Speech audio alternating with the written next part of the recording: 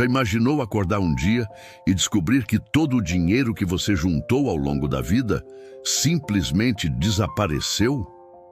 Para milhões de brasileiros, isso não foi um pesadelo. Foi a realidade do dia 16 de março de 1990. O Brasil tinha um novo presidente, Fernando Collor de Mello. Jovem, carismático, ele era o caçador de marajás, a esperança de um país inteiro que queria, acima de tudo, o fim da inflação galopante. Ele prometia devolver ao brasileiro o poder de compra, a dignidade de ver seu salário valer alguma coisa. Mas poucas horas depois da sua posse, a esperança se transformou em desespero. Sem qualquer aviso, uma medida drástica foi anunciada. Todas as contas bancárias, poupanças e aplicações financeiras acima de 50 mil cruzeiros novos foram bloqueadas. O governo confiscou, da noite para o dia, cerca de 80% do dinheiro que circulava no país. Pessoas que acordaram ricas, dormiram pobres, empresas que tinham milhões em caixa para pagar salários, de repente, não tinham nada. O Brasil, que esperava um salvador, viveu o seu próprio colapso financeiro, um confisco em massa, disfarçado de salvação nacional. O plano tinha um nome, Plano Brasil Novo, que ficou conhecido como Plano Collor.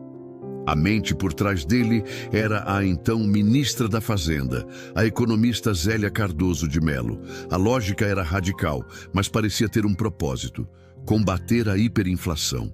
Naquela época, o dinheiro não valia absolutamente nada. Os preços nos supermercados dobravam de um dia para o outro. As pessoas corriam para gastar o salário assim que o recebiam, antes que ele virasse pó. O governo argumentava que o Brasil estava se afogando num oceano de papel-moeda e que a única saída era uma cirurgia de emergência, um corte profundo. Esse corte incluía congelar preços, trocar a moeda mais uma vez e, o mais brutal de tudo, bloquear as poupanças da população. O discurso era técnico, cheio de jargões econômicos, mas a execução foi desumana. Imagine a cena.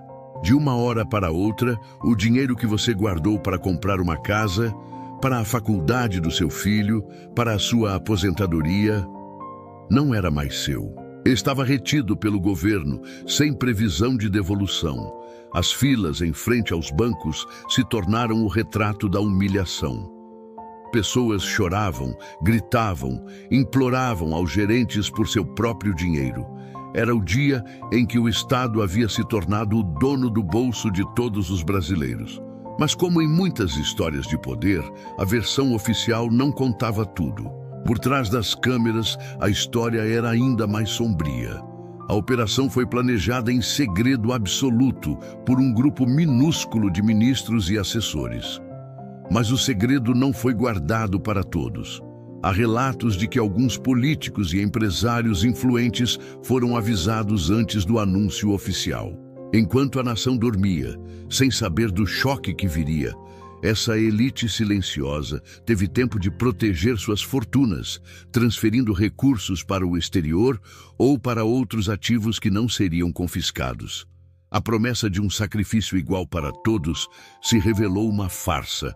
Era um jogo desigual, onde ter a informação certa na hora certa valia mais do que qualquer moeda. O que era para ser um ato de justiça econômica se transformou em um símbolo de privilégio e corrupção. Enquanto o povo esperava, angustiado, pelo desbloqueio gradual do seu dinheiro, uma pequena parcela da sociedade já estava segura, assistindo ao caos de camarote.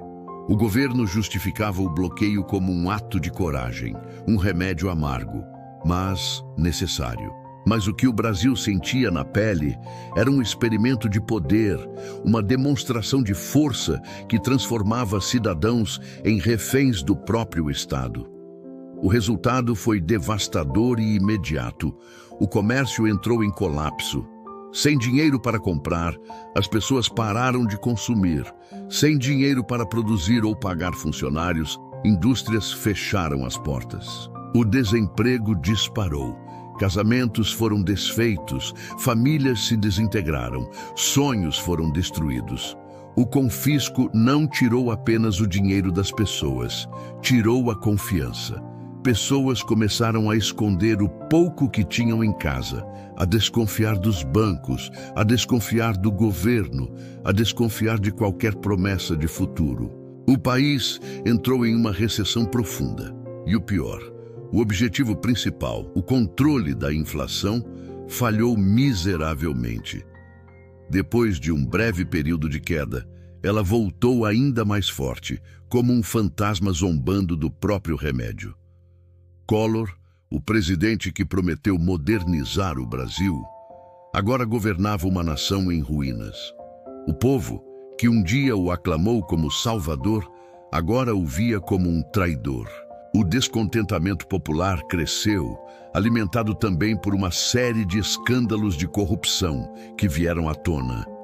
Em 1992, a revolta que começou nas filas dos bancos culminou nas ruas. O movimento dos caras pintadas tomou o país, pedindo o fim daquele governo. A pressão foi tão grande que resultou no impeachment de Fernando Collor. Ele foi o primeiro presidente da história do Brasil a ser derrubado por um processo de impeachment. O Plano Collor entrou para a história como um dos maiores e mais traumáticos fracassos financeiros do século XX. Mas o seu impacto vai muito além da economia. O golpe de 1990 deixou cicatrizes psicológicas profundas. Até hoje, milhões de brasileiros daquela geração preferem guardar dinheiro em casa, no famoso colchão bank. Eles evitam bancos, desconfiam de qualquer promessa política grandiosa e enxergam o Estado não como um protetor, mas como uma ameaça silenciosa e imprevisível.